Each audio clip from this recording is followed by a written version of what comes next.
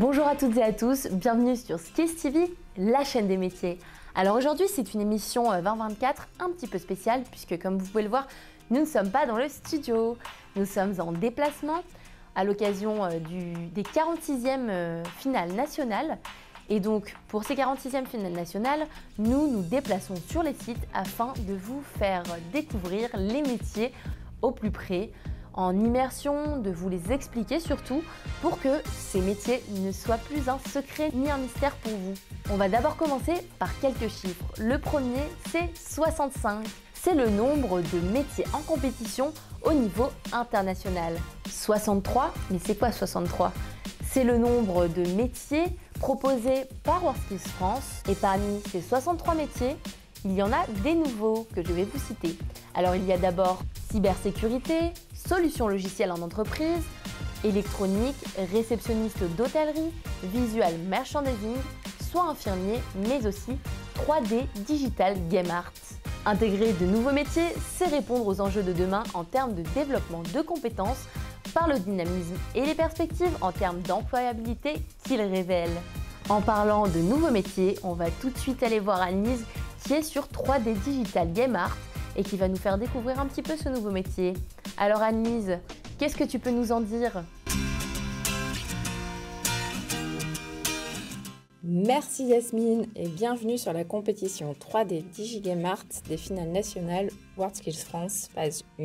3D DigiGame Art, c'est un nouveau métier qui a rejoint la compétition internationale depuis 2017. Et cette année, il est proposé en compétition en France pour la première fois. WorldSkills France a décidé d'intégrer ce nouveau métier à la compétition, d'abord parce que la France jouit d'un savoir-faire reconnu mondialement pour les métiers de l'animation et du jeu vidéo. Impossible donc de ne pas aller proposer nos champions lors de la compétition internationale. C'est aussi un métier qui recrute et WorldSkills France et la compétition WorldSkills constituent donc une belle opportunité de faire connaître ce métier et de valoriser les compétences auprès des plus jeunes. Je vais laisser maintenant la parole à Nicolas, notre expert métier, qui va pouvoir un peu nous expliquer l'intérêt de WorldSkills pour les métiers de l'animation, mais aussi le sujet du jour.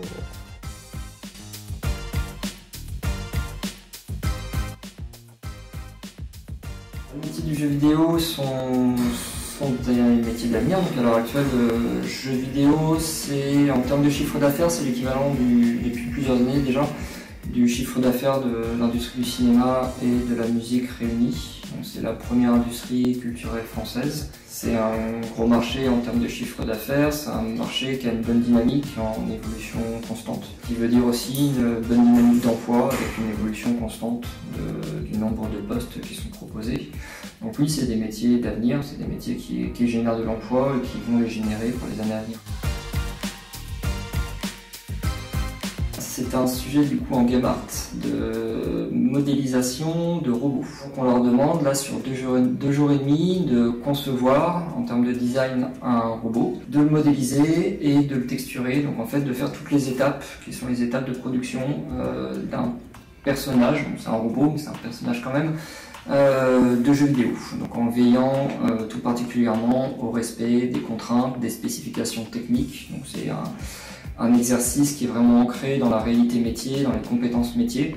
Et on n'évalue pas seulement le résultat, on évalue aussi surtout la façon dont ça a été fait, c'est-à-dire le respect des règles qui sont utilisées dans l'industrie, des règles de production, des normes de production. Et c'est surtout ça qu'on va regarder plus que le résultat final. On n'est pas sur une compétition de conception, on est sur une compétition de compétences réelles. On ne pourra pas jouer après? Ah non, les personnages ne seront pas intégrés. On pourra avoir des personnages sympas en 3D, on pourra tourner autour, etc. Mais l'intégration dans le moteur qui correspond à un autre métier n'est pas inclus dans la compétition. Merci beaucoup Nicolas. Et effectivement, 2 jours intenses attendent nos compétiteurs. Ils vont tout donner. Et d'ailleurs, ils sont déjà prêts. À bientôt et je te passe le relais Yasmine pour conclure. Oups, je me suis un petit peu emportée sur la semaine digitale. Alors merci beaucoup de nous avoir suivis, merci à tous d'être toujours aussi fidèles à nos contenus et surtout merci à Anne-Lise d'avoir fait la reporter sur ce nouveau métier 3D Digital Game Art. On se retrouve très bientôt pour une nouvelle émission et puis surtout, n'hésitez pas à suivre nos réseaux sociaux afin de ne rater aucune miette de ces 46e finales nationales. On se dit à bientôt. Ciao!